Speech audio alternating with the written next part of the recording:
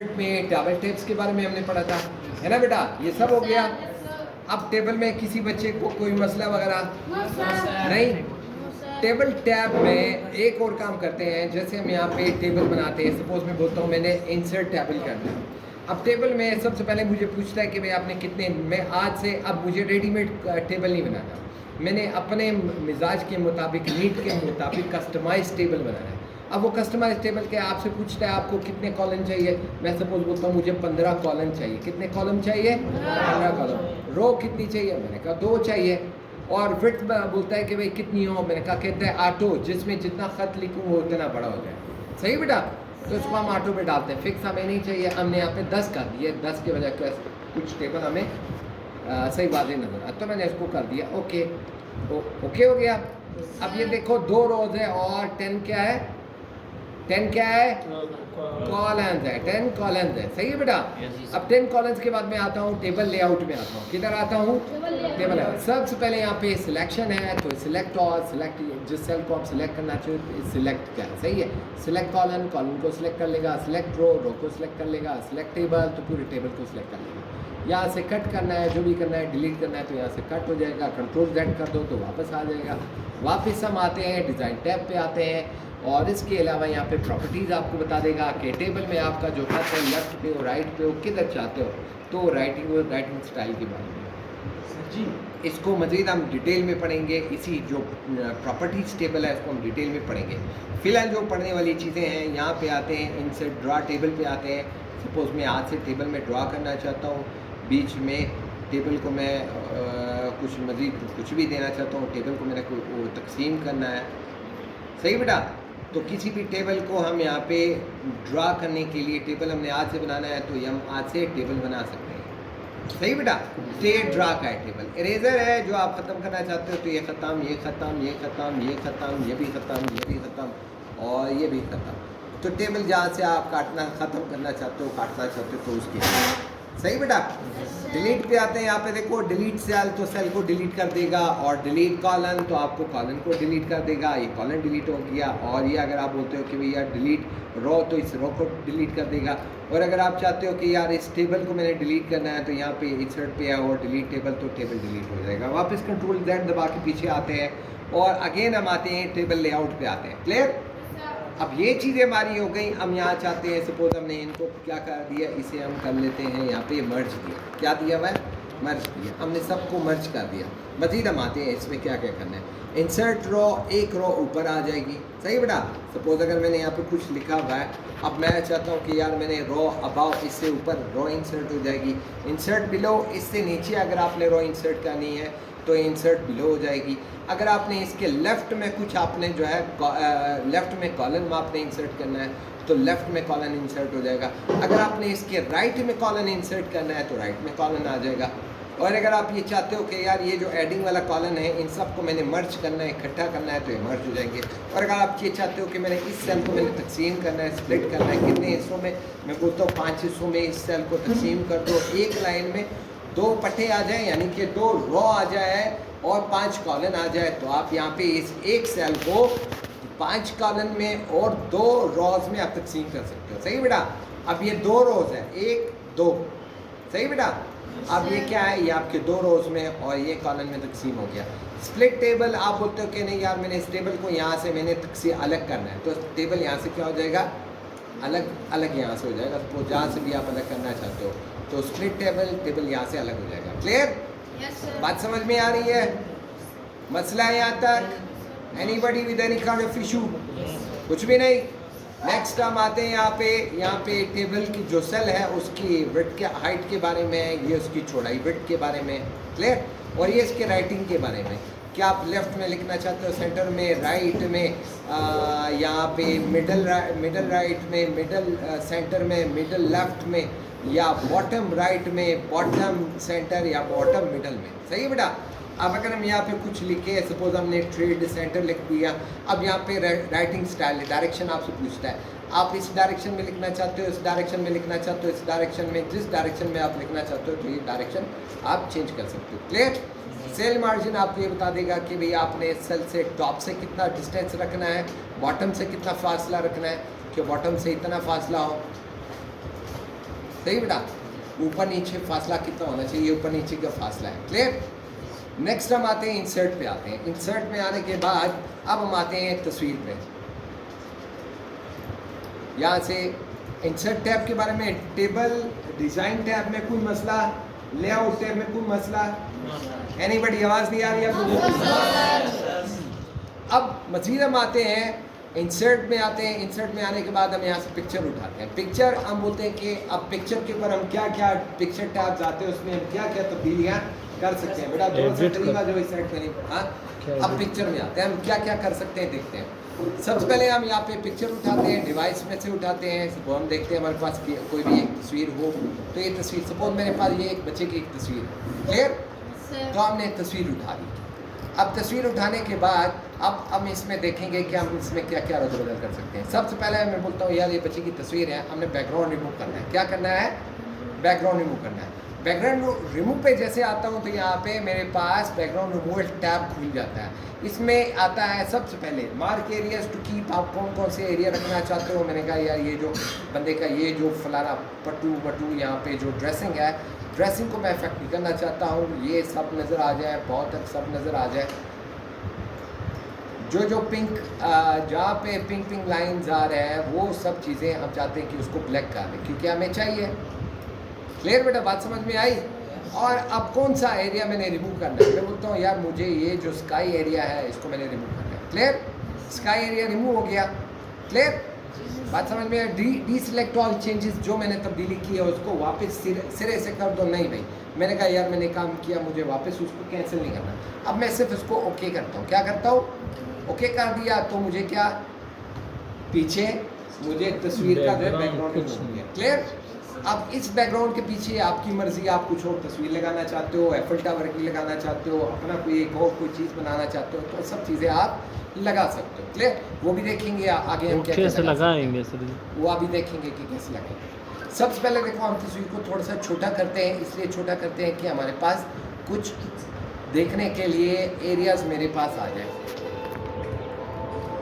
ये एरियाज आ गए। मैं सबको ये तस्वीर मैंने उठा ली। तस्वीर उठाने के बाद तस्वीर थोड़ा सा वापस बड़ा करते हैं कि हमें देखिए क्या क्या चेंजेस इसमें हो रही है। यहाँ पे कलर है, कलर देखते जाओ बेटा। यहाँ पे कलर आ रहे हैं कि कलर में यहाँ पे कौन कौन सा कलर आप सपोज तस्वीर को देना चाहते हो। येलोविश, तो येलोविश आ जाएगा। जो भी कलर डिज़ाइन आप देना चाहते हो तो ये कलर आ जाएगा। क्लियर। कोई मसला है यहाँ तक? किसी बच्चे को? तो हम यहाँ पे कलर वही बाय डिफ़ॉल्ट वाला रखते हैं कि भैया कलर मुझे फलाना जो भी आप चाहिए। अब इस तस्वीर को अगर मैंने कोई आर्टिस्टिक इफेक्ट देना है, मैं बोलता हूँ मुझे ये वाला कोई ऐसे आर्टिस्टिक इफेक्ट देना है जिसमें नज़र आ जाए कि कोई हाथ से बनाया हुआ है, पेंसिल का बना हुआ है, फलाना बना हुआ है, थोड़ा सा ऐसे आर्टिस्टिक इफेक्ट आ जाए। क्लियर बेटा। नेक्स्ट हम आते हैं इसकी ट्रांसपेरेंसी। मैं बोलता हूँ तस्वीर ऐसे कर लो कि फुल मदम कर दो कि अगले बंदे को बहुत कम नज़र आ जाए, बैकग्राउंड पे ही नज़र आ जाए।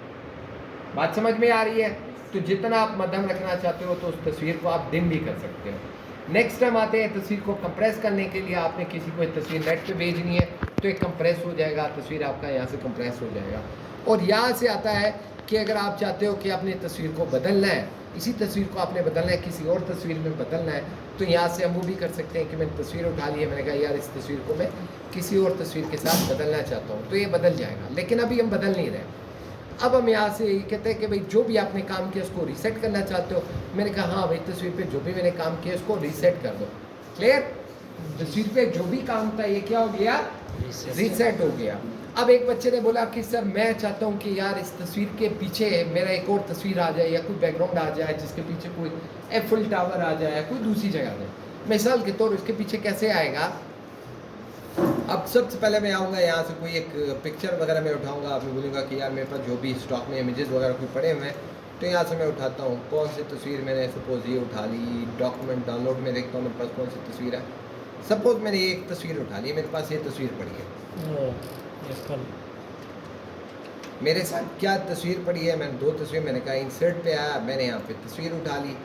डिवाइस में मेरे साथ कौन सी तस्वीर पड़ी थी, सपोज ये तस्वीर मेरी पड़ी थी, अब मैंने तस्वीर उठा ली। क्लियर। अब तस्वीर के साथ हम क्या करेंगे, अब ये तस्वीर देखो हिल नहीं रही है। सबसे पहले इसका हम पोजीशन चेंज करेंगे कि भाई यार पोजीशन ऐसा हो चेंजेबल हो। क्या हो, पोजीशन चेंजेबल हो।